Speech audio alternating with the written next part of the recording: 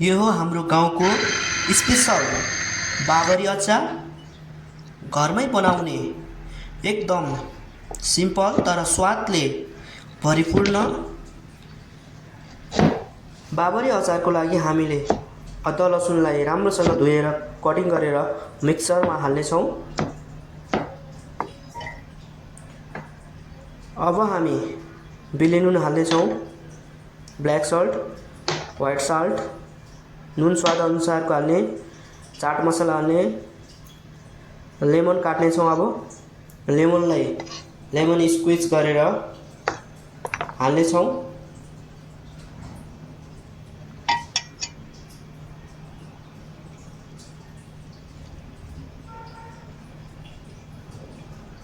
अब हामी lemon squeeze गरिसकेपछि बाबरीलाई राम्रोसँग धोएर खोर्सानी, गाजर, काँक्रो, मुलालाई राम्रोसँग धोएर ग्राइन्डरमा हाल्नेछौँ।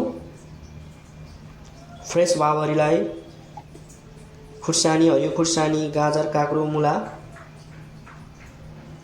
अब यसलाई ग्राइन्ड गर्नेछौँ। हल्का दही हाल्नेछौँ, थोरै प्लेन दही, अमिलो दही। अब यसलाई हामी मिक्सरमा ग्राइन्ड गर्नेछौँ। साथीहरू, तयार भयो हाम्रो बाबरी अचार। मन पर्यो भने लाइक गर्नुहोस्। अझै यस्ता स्वादिलो रेसिपीको लागि सब्स्क्राइब गर्न नबिर्सिनुहोला। हस्त, धन्यवाद।